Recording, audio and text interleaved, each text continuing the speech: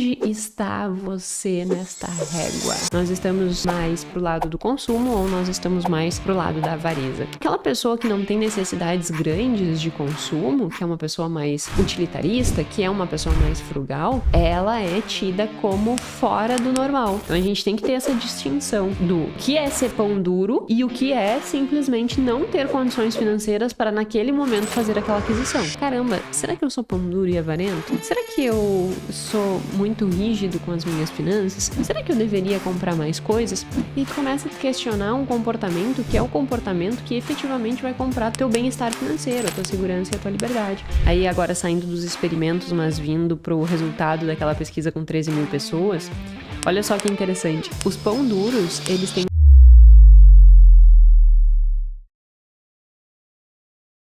a maioria das pessoas, elas têm uma insatisfação em relação ao seu consumo. Pode perguntar, é raro as pessoas, na verdade não tão raro assim, nós vamos ver aqui, mas muitas vezes a gente tem aquela coisa, né, assim, nossa, eu acho que eu deveria comprar tal coisa, mas eu fico adiando, eu fico pensando que não preciso agora, e aí eu nunca compro e abdico, né, de comprar coisas que por vezes são até necessárias.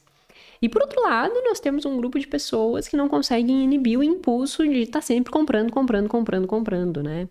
Então, se nós formos pensar no consumo, nós podemos olhar o consumo como se fosse uma régua, inclusive. Eu vou pegar uma régua que vai ficar didático. Então pensa lá, o nosso consumo é uma régua. Aí aqui nessa ponta estão aquelas pessoas que elas gastam muito mais do que gostariam, não conseguem inibir os seus impulsos. E do outro lado da régua, nós temos aquelas pessoas que elas são ditas avarentas, pão duras, né? Que elas gastam menos, inclusive, do que seria necessário. Onde está você nesta régua? Como que é o seu padrão de comportamento em relação ao consumo? E esse padrão de comportamento em relação ao consumo está sendo benéfico e te aproximando dos teus objetivos? Ou te está trazendo sofrimento, está te trazendo gastos excessivos ou gastos subótimos, né? Onde é que você está dessa régua? É exatamente sobre isso que nós vamos falar no episódio de hoje, o episódio número 193 do podcast Mais Que Finanças, podcast que nós falamos muito mais do que números, nós falamos de comportamento financeiro. Seja muito bem-vindo, meu nome é Jéssica Câmpara, eu sou doutora em Finanças Comportamentais e toda terça e sexta nós temos aqui um episódio novo tratando de assuntos relacionados a comportamento financeiro, a boas decisões para construir uma vida que vale a pena ser vivida, uma vida com bem-estar financeiro. Então seja muito bem-vindo. E o tema de hoje, como eu já disse, é definirmos em que momento, né, em que ponto da régua nós estamos. Nós estamos mais para o lado do consumo ou nós estamos mais para o lado da avareza. E por que isso importa? Porque eu já tratei aqui muitos e muitos estudos falando sobre a questão de consumo, né? A questão de comportamentos impulsivos, de regulação emocional por meio do consumo. Enfim, nós já falamos muito sobre esses temas. Só que todo mundo pergunta assim, e eu já recebi várias perguntas do tipo, tá, Jéssica, mas eu tô do outro lado, né? Eu, na verdade, tenho dificuldade de gastar. E aí fica naquela coisa, não tem conteúdo sobre esse outro lado? E aí eu decidi fazer esse episódio, não só falando do outro lado, mas trazendo uma medida que você consiga se autoavaliar. Então eu vou falar as questões, você vai fazer os cálculos e você vai conseguir identificar em que ponto da régua você está. Eu achei muito legal. Eu sou muito entusiasmada, assim, né? Volta e meia. Eu tô dando aula e eu fico entusiasmada, assim, dando aula e as pessoas ficam, meu Deus, Jéssica, é nítido que tu gosta do que faz, né? E aí, quando eu monto um podcast, assim, que eu acho diferentão, né? E que eu acho que traz uma análise interessante sobre ti mesmo, eu sempre fico bem entusiasmada. Então, o que eu quero de você nesse episódio? Primeiro, atenção, né? Senta, se possível, ou se você está fazendo outra coisa, em alguns momentos eu vou pedir para fazer algumas anotações, então é interessante que você tenha em mãos papel e caneta, ou no mínimo o telefone para que você possa ir fazendo as anotações e depois fazer os cálculos, porque hoje nesse episódio você vai conseguir entender de que lado você está nesta régua ou em que ponto você está dessa régua, mas para isso você vai precisar responder algumas questões e fazer alguns cálculos. E para isso, então, eu preciso de um papel, de uma caneta ou mesmo que você faça isso no telefone, tá bom? Então, só antecipando quais vão ser as demandas que nós temos aqui. Antes de ir para o teste propriamente dito, eu quero explicar um pouquinho essa construção desse desenvolvimento desse artigo. Bom, primeiro dizer que quem escreveu esse artigo são pessoas, né, são pesquisadores muito renomados, que inclusive contribuíram significativamente para o desenvolvimento das teorias relacionadas ao desconto temporal, que é aquele viés que eu já mencionei aqui em alguns episódios, de, resumidamente, imediatismo, né? Nós darmos muito valor para o presente, para os consumos hedônicos e abrirmos mão de consumos que efetivamente vão nos construir uma vida melhor, uma vida com bem-estar financeiro, uma vida com uma estrutura financeira melhor. Ou seja, que nem sempre nós precisamos consumir, né? Que o ato de deixar o dinheiro guardado, por exemplo, pode ser mais estratégico e construindo essa segurança financeira do que tu tá gastando tudo. E aí eles discutem toda essa construção de nós darmos, né, um valor muito significativo para o presente e nós subestimarmos, né, ou subvalorizarmos o futuro. Então, esses autores, eles contribuíram muito para essa linha de pesquisa, que é uma linha de pesquisa dentro de finanças comportamentais riquíssima e bem abrangente. E aí eles desenvolveram e publicaram esse artigo no ano de 2007, esse artigo que a gente está discutindo agora, para avaliar efetivamente o comportamento, né, e o padrão de consumo. Eles iniciam, né, discutindo esse ponto de que efetivamente nós temos um comportamento em relação ao consumo que na maior parte das vezes ele não é um comportamento adequado com o que nós gostaríamos. Então, quando a gente olha para essa régua, é meio que eu gostaria de estar aqui, mas eu tô aqui. Eu gostaria de estar aqui, mas eu tô aqui. Então, é como se boa parte das pessoas que gastam muito além do que deveriam sempre estejam insatisfeitas com seu comportamento, porque elas acham que elas extrapolam, e do outro lado também as pessoas que sofrem por gastar. E aí eles trazem essa discussão. Discussão é ótimo, né? Trazem essa discussão. Nesse sentido, o que é, né, ser avarento e o que é ser um comprador, um gastador compulsivo por vezes ou impulsivo? Bom, eu já falei bastante sobre gastos, né, e a diferença de compra compulsiva e impulsiva. Aqui tá mais para compra impulsiva do que compulsiva, lembrando que o compulsão está diretamente relacionado com o fato de eu adquirir muitas coisas e eu querer não adquirir, mas eu não conseguir não adquirir. Então, a minha cabeça, ela tá quase que 24 horas pensando em compras. Eu fico pensando no aplicativo que eu tenho que acessar, eu fico pensando no que eu preciso comprar, eu fico pensando como que eu vou adquirir sem que outras pessoas percebam. É como se a tua atenção ela estivesse direcionada constantemente para o pensamento em consumo, que é diferente de impulsividade, né? Impulsividade é um comportamento em que você vai não ter planejado e acaba consumindo. Então é um pouco diferente da compulsão. Isso é o lado que nós já discutimos aqui. Do outro lado, o que é o avarento? O que é o pão duro? Bom, o pão duro, o avarento, é aquele que tem um sentimento negativo com o ato de gastar. É quando ele se sente extremamente desconfortável com o ato de gastar e isso pode gerar, inclusive, sofrimento. Então é aquela pessoa que pensa assim, caramba, tem que comprar um sofá, porque eu tô sentado não tenho sofá na minha sala. Ou vamos pensar uma coisa ainda mais necessária. Nossa, eu preciso comprar uma cama, né? Ou eu preciso comprar uma escova de dente, ou eu preciso comprar um fogão, porque o meu fogão já não tá mais funcionando. Então são coisas que na maior parte das vezes são necessárias, né? Óbvio que, por exemplo, um sofá não é uma coisa que vai mudar a tua vida tu ter ou não um sofá. Embora, deixa eu tocar já aconchegante e tal. Agora, um fogão, não tem como tu cozinhar sem fogão. Digamos que todas as bocas do fogão tenham queimado e tenha só uma funcionando com uma chamazinha bem fraquinha e que ao invés de cozinhar em 30 minutos, tu tá levando 2 horas para cozinhar. Então, nitidamente, tu precisa de um fogão.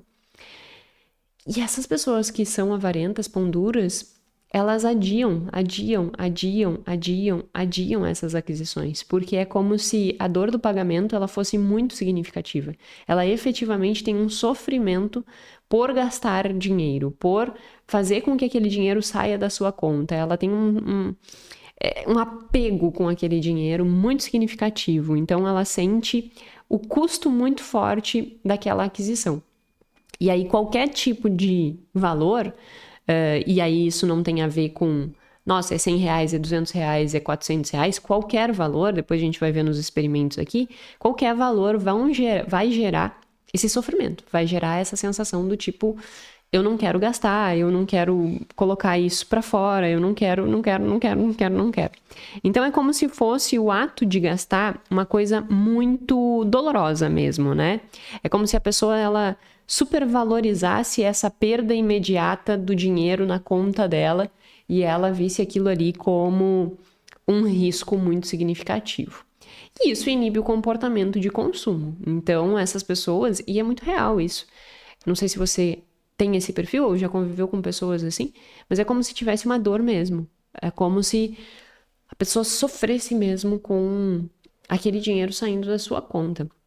E isso eu acho que é um ponto bem relevante. Às vezes as pessoas me dizem assim, Jéssica, eu não gosto de gastar, eu gosto de investir. E aí eu digo, tudo bem, não tem problema nenhum. Por quê? Porque muitas vezes as pessoas confundem essa ser pão duro, ser avarento, com ser frugal. Eu já fiz um podcast aqui sobre frugalidade. A frugalidade é aquela pessoa que ela tem o prazer no ato de investir. É aquela pessoa que, se planejar, ela vai fazer aquisições importantes para si. Mas se ela tiver que escolher entre uma opção de consumo não necessária e o investimento, ela vai optar pelo investimento. Ela tem prazer em consumir. Em consumir, não, desculpa. Quem é frugal tem prazer em investir. Tem prazer em ter um comportamento financeiro mais racional.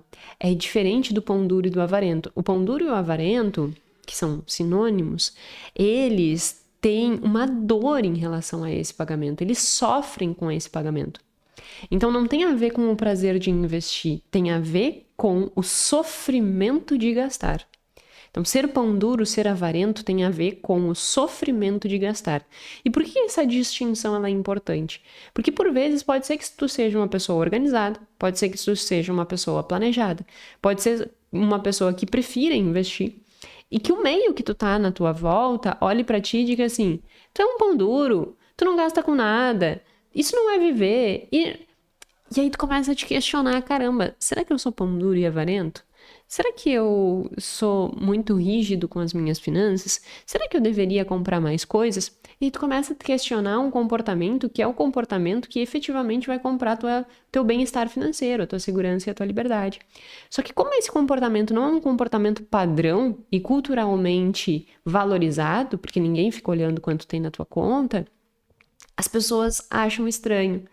E aí tu é tido como aquele que é o maluco no parquinho que tem ali os teus investimentos, quando na verdade o que tu é uma pessoa centrada, é uma pessoa organizada, é uma pessoa que tem clareza sobre o que é importante para ti e que quando precisa adquirir alguma coisa, tu vai lá e adquire. Só que com planejamento.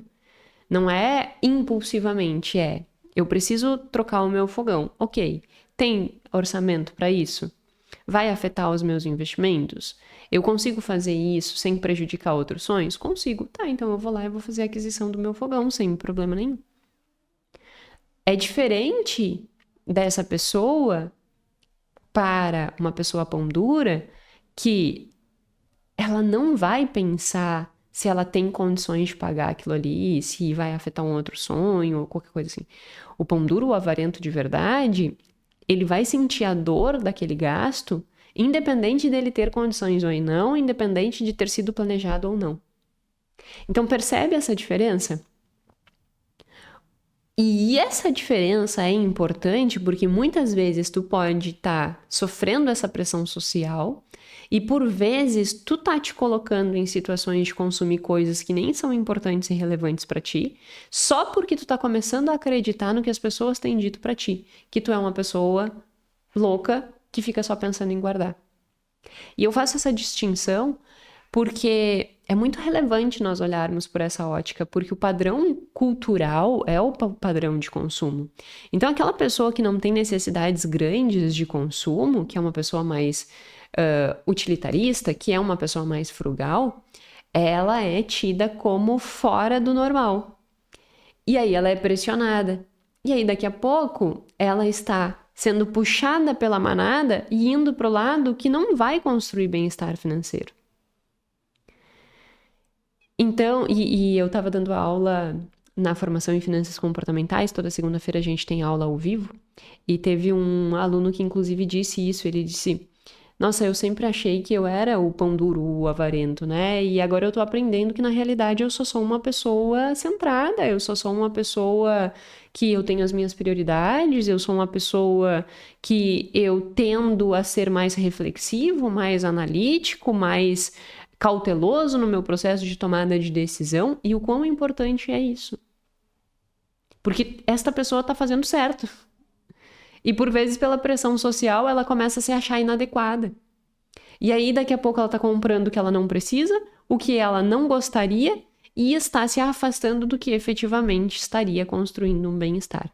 Então, essa distinção ela é bem relevante e bem importante dentro desse processo de entender, né, o que efetivamente vai fazer e construir uma vida que faz sentido, que não é ser um avarento, mas também não é se deixar levar pelas pressões sociais, né?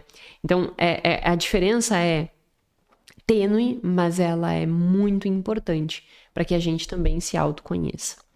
A partir disso, vamos começar a entender o que isso representa nas poupanças e nas dívidas, tá? Então, o estudo ele fez 2 experimentos. Depois que eu tratar desses 2 experimentos, nós vamos fazer o seu próprio teste para ver onde que você vai se adequar nisso. O estudo ele avaliou mais de 13 mil pessoas, então foi um estudo extremamente robusto para validar uma escala de pão-durice, digamos assim, né, de avareza. E ele, nesses 13 mil, ele conseguiu identificar que mais ou menos, quando nós pegamos na régua, mais ou menos 60% das pessoas estão no meio termo, então num meio interessante, num equilíbrio, em que essa pessoa ela tem uma tendência de não ser impulsiva, mas também não ser pão duro. Então que aqui eu tenho equilíbrio, não tenho conflito, e isso é importante, depois a gente vai entender. Que mais ou menos 25% das pessoas estão na pandurice e 15% das pessoas estão na impulsividade. Então, esses foram os resultados perante a esses 13 mil pessoas pesquisadas.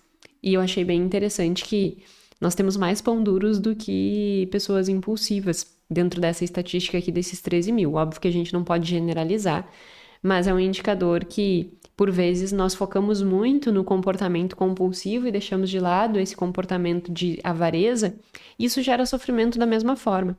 Eu sempre digo, a pessoa diz, será que eu tô errado? Eu digo, isso está te gerando sofrimento? Isso está te gerando uma coisa ruim? Se não tá, segue a tua vida. Porque se não tá, tu tá simplesmente fazendo o que importa pra ti. Agora, se tá gerando sofrimento, se tá gerando um desconforto, se tu efetivamente sente essa dor de gastar, aí daqui a pouco a gente precisa avaliar esse ponto. Partindo dessa pesquisa em larga escala de 13 mil pessoas, eles começaram a avançar em 2 experimentos.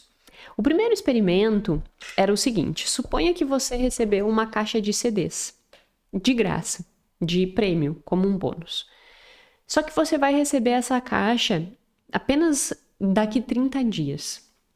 E aí você tem uma opção de pagar $5, né, uma taxa de $5 para receber isso antecipadamente. Então, ao invés de receber daqui a um mês, receber amanhã. Só que eles fizeram uma pequena variação nessa frase. Na primeira frase, para um grupo de pessoas, eles disseram assim, olha, você pode receber a caixa box que você ganhou e você, para receber antecipadamente, paga uma taxa de $5. Isso foi para um grupo. Para o outro grupo, eles fizeram uma pequena variação, mas muito pequena variação, dizendo assim, olha, para você receber antecipadamente essa caixa e receber amanhã, você precisa fazer um pagamento de uma taxa muito pequeno de $5. Então, a única diferença entre a fase 1 para a fase 2 é que para esse grupo dizia-se, você tem que pagar uma taxa de R$5, $5 no caso, né? E para o outro grupo, você precisa pagar uma pequena taxa de $5. Então, a única diferença era a palavra pequena.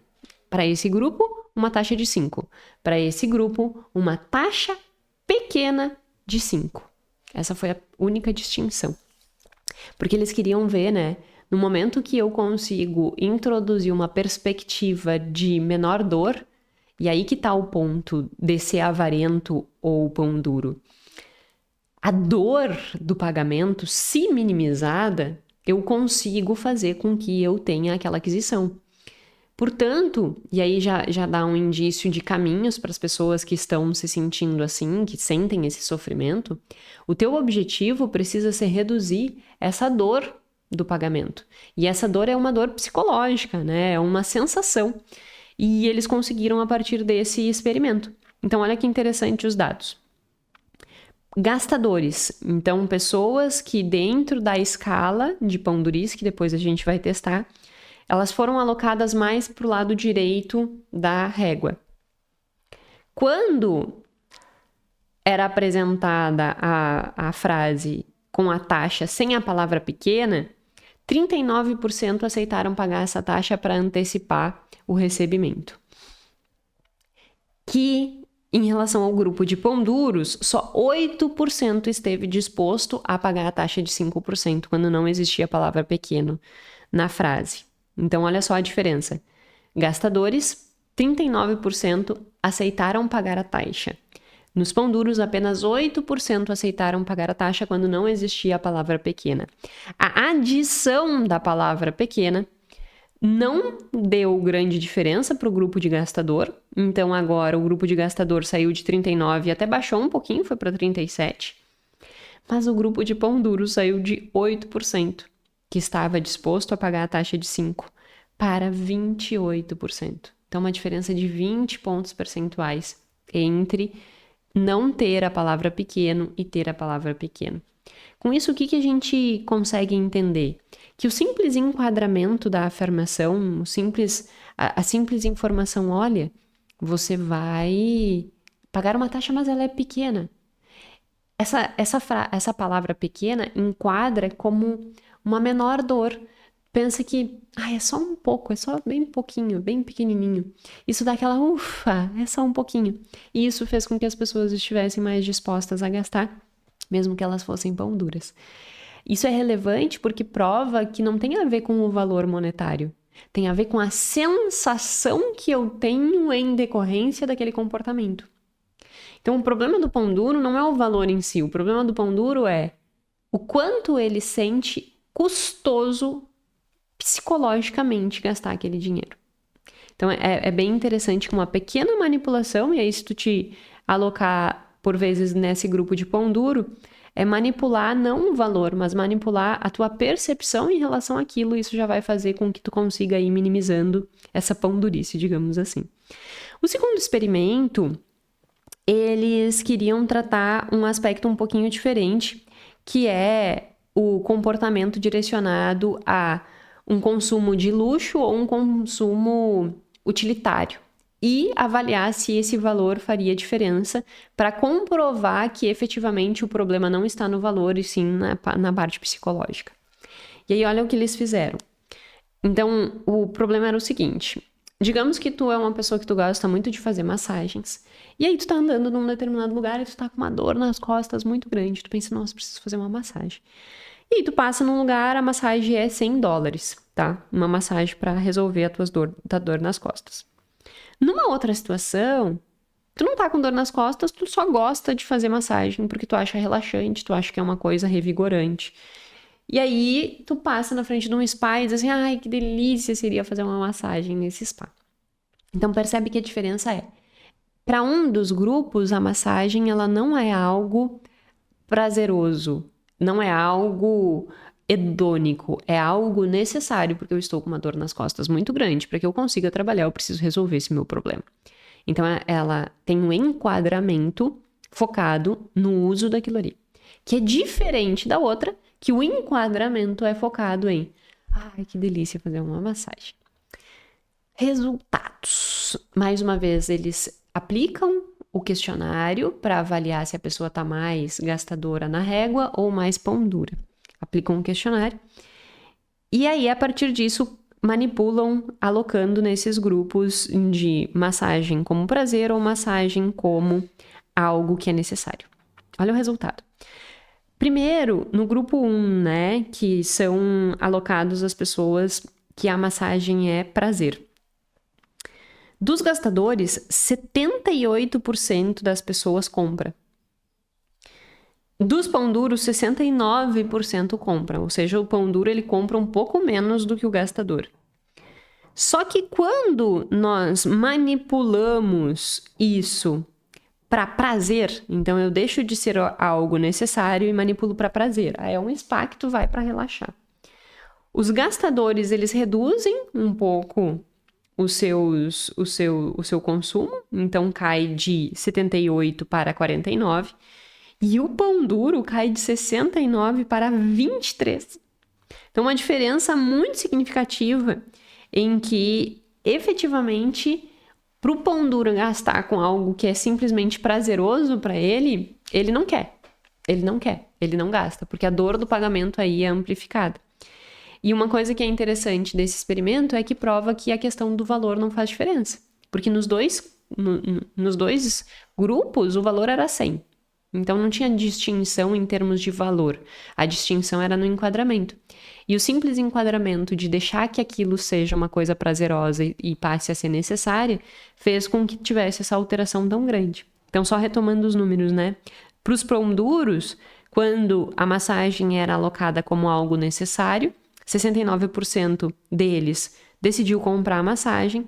Quando a massagem era alocada como prazerosa, apenas 23% deles acabaram fazendo aquisição. Então, o fator que explica efetivamente essa diferença entre o comportamento deles não é o preço, e sim a percepção de dor de gastar, aquela percepção de alto custo emocional por estar fazendo aquela aquisição. Então, esse é o ponto principal.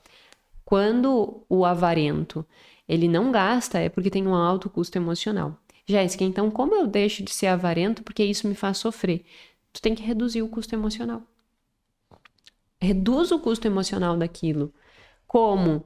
Olha as coisas como necessárias por vezes. Em que sentido? O fogão, eu preciso trocar o fogão. Isso é efetivamente necessário. Tu não tá conseguindo cozinhar. Aí começa a colocar à prova o custo de oportunidade disso. Eu tô gastando 2 horas para cozinhar. Eu poderia estar cozinhando em meia hora. Eu tô gastando 2 horas para cozinhar porque o meu fogão só tem uma boca e essa boca tá funcionando mal. Então talvez seja interessante eu comprar.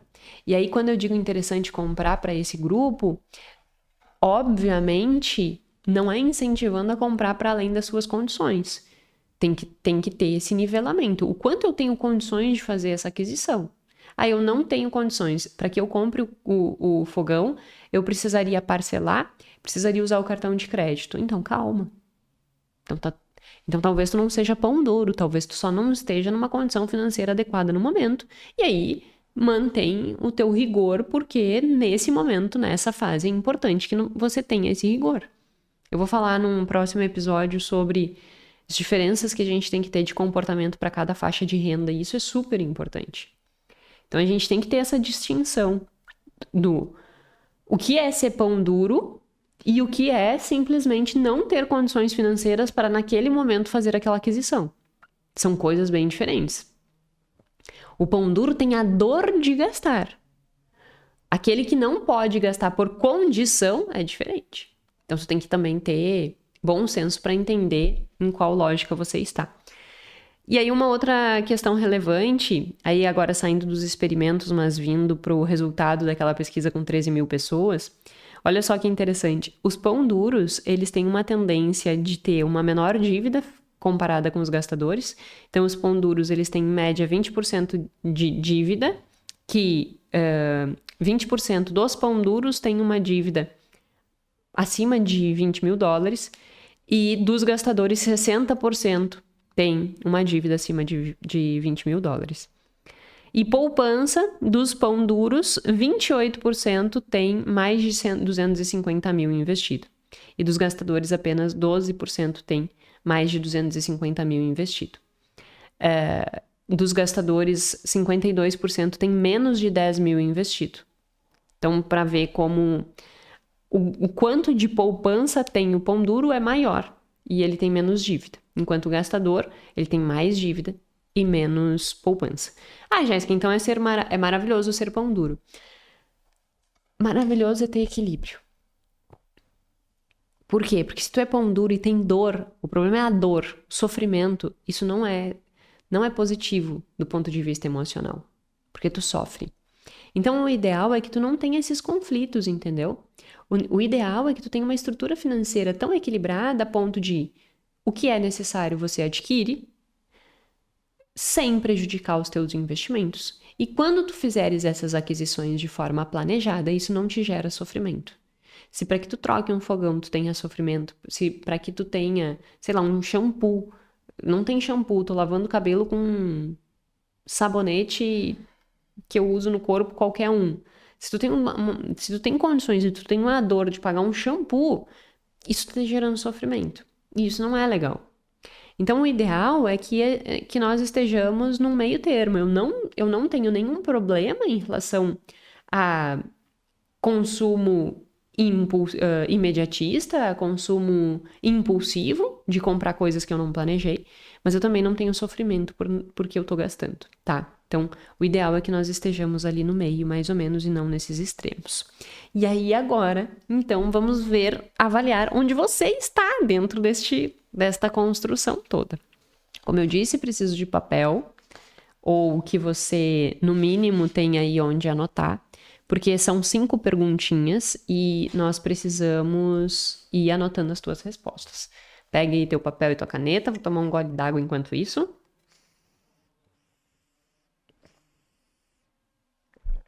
E vamos lá. Pergunta número 1. Questionário de milhões. É que tem alguns cálculos que a gente tem que fazer, por isso que eu tô te solicitando isso. Pergunta número 1. Qual das seguintes afirmações mais corresponde ao teu padrão de comportamento? Sendo 1, eu tenho uma dificuldade de gastar significativa. 11, eu tenho uma dificuldade de controlar os meus gastos. Então, pensa na régua. 11,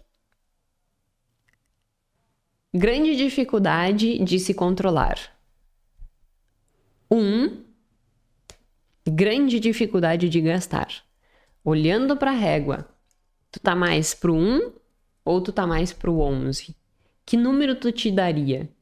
Impulsividade ou dificuldade de gastar? Tararam, tararam, tararam. Marque aí.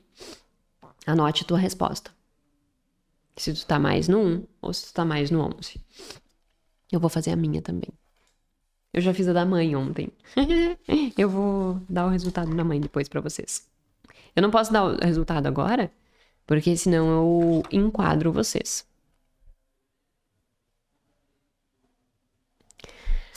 Agora nós vamos para questão 2, que são 2 afirmações, tá?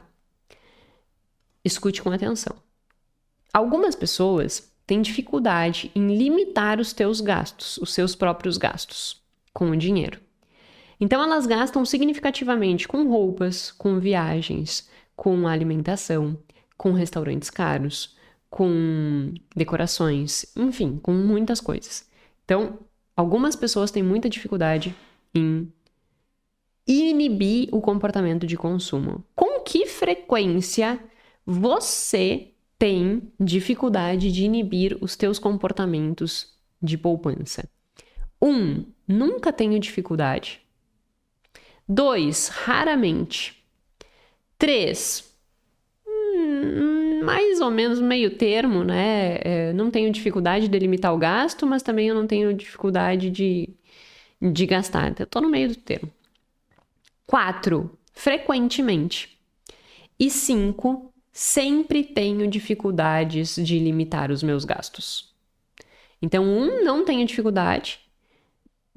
5, sempre tenho dificuldade em relação aos meus gastos. Tô sempre gastando mais do que eu acho que eu deveria ter gasto. Onde você está? Anota a sua resposta. Eu vou anotar a minha.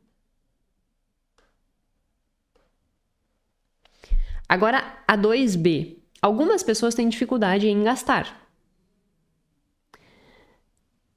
Talvez porque gastar dinheiro pode as deixar ansiosa. Elas não gostam de ver o seu dinheiro saindo. Com que frequência você tem isso? Nunca tenho essa sensação. 2, raramente. 3, às vezes sim, às vezes não. 4, frequentemente. 5, sempre tenho dificuldade de gastar. Então, percebe a diferença. Na de cima, a dificuldade era de limitar o gasto. Agora, a dificuldade é em dificuldade de gastar o dinheiro. Eu acho que eu tinha falado ao contrário lá na primeira vez. Dificuldade de gastar, né, na primeira. Mas depois eu tinha me corrigido. Então, na pergunta 2, dificuldade de limitar o gasto, com que frequência acontece? Na segunda, dificuldade em gastar o dinheiro. Então, numa eu tenho impulsividade, na outra eu tenho dificuldade de gastar. Com que frequência cada um desses comportamentos acontecem? Pergunta 2, com que frequência? De 1 a 5. Pergunta 3, com que frequência? De 1 a 5. Então, a pergunta 2, com que frequência você tem dificuldade de controlar o teu impulso de gastar? Pergunta 3, com que frequência você tem dificuldade de gastar o dinheiro, que você pensa que deveria gastar, mas não gasta?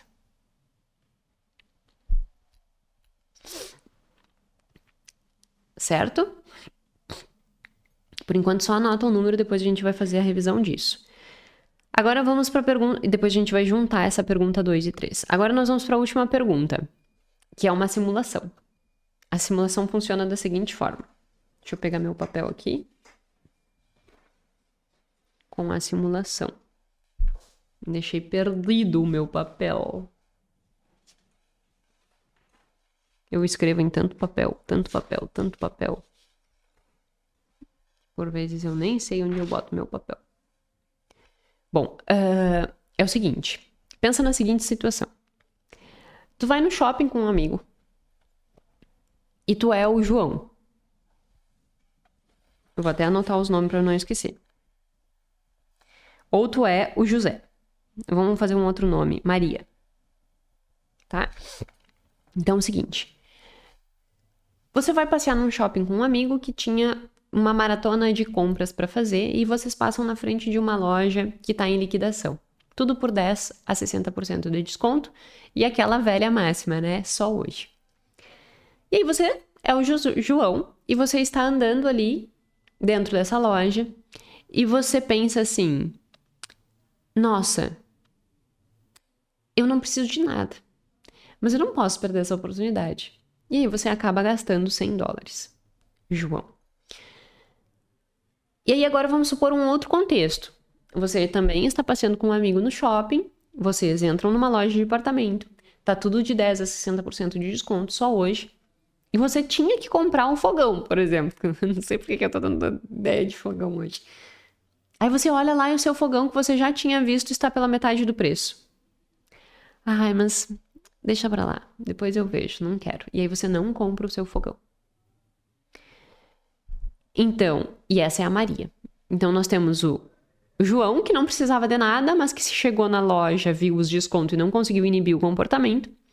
E nós temos a Maria, que ela precisa comprar o fogão, e aí ela chega na loja e... Ah, deixa pra lá, não quero comprar o fogão. Quais desses comportamentos mais são aderentes com o teu próprio comportamento? Tu é mais o João ou tu é mais a Maria?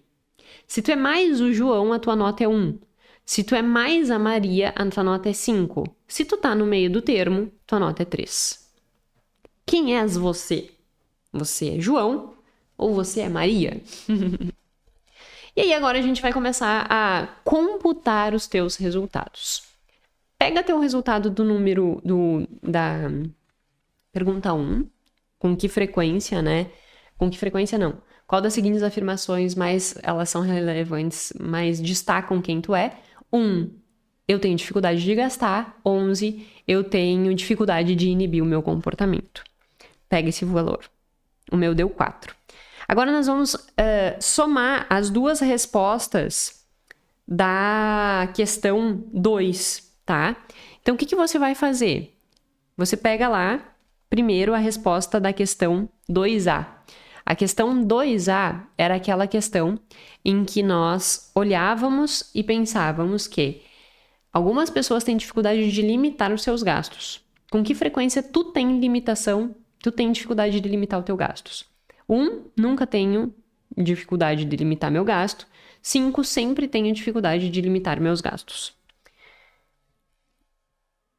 O meu foi 3. Agora nós vamos analisar a questão 3. Algumas pessoas têm dificuldade em gastar.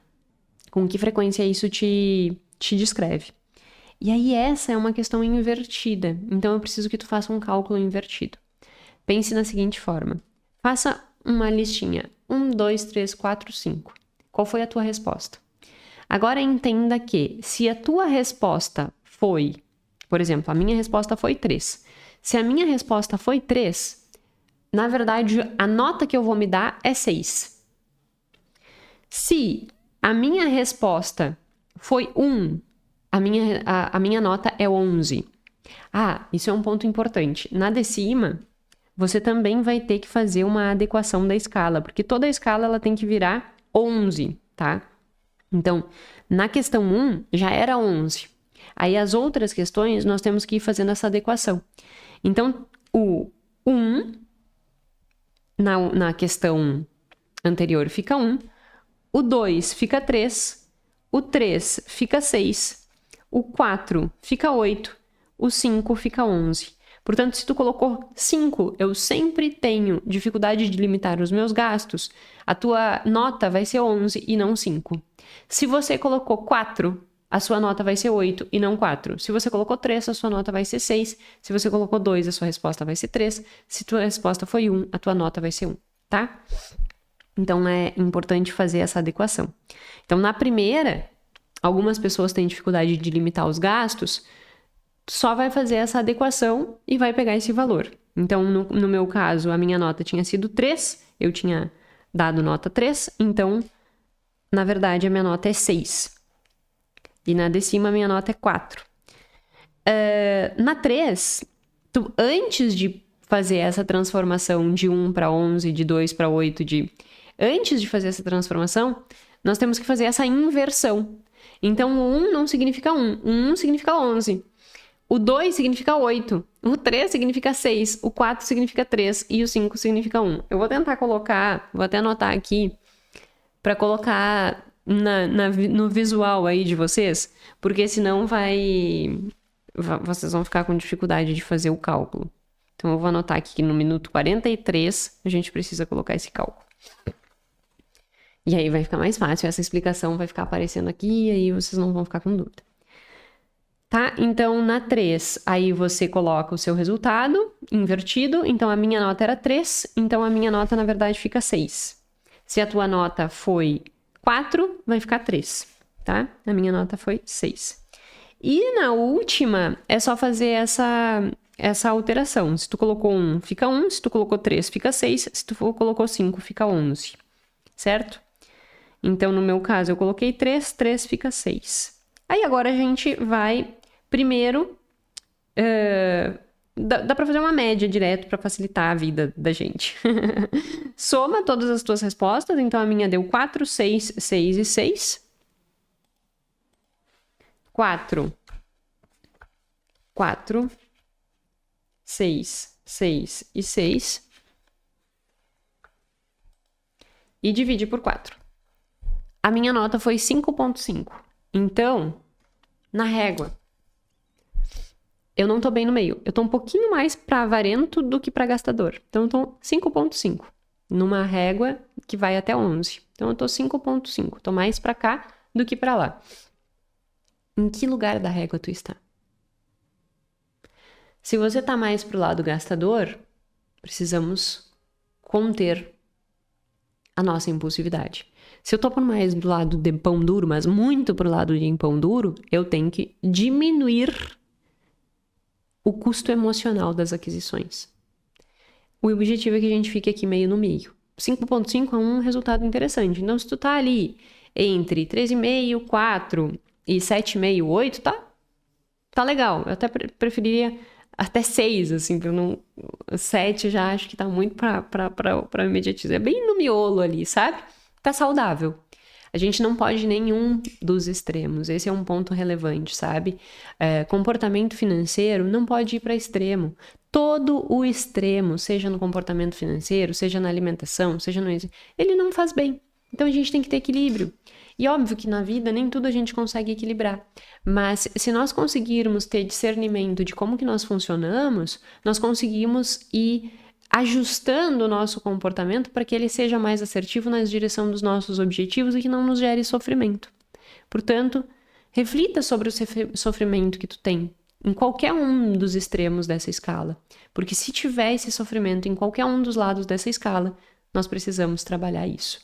Para facilitar aí também as tuas respostas em relação à escala, eu vou deixar ela na descrição, acho que vai facilitar bastante. E como eu disse, eu vou colocar os numerozinhos aqui na tela, tá certo? Espero que esse entendimento tenha te trazido boas reflexões, em que lado eu estou, para que daí eu ajuste meu comportamento na direção dos meus objetivos. Agradeço, meu muito obrigada e até sexta-feira.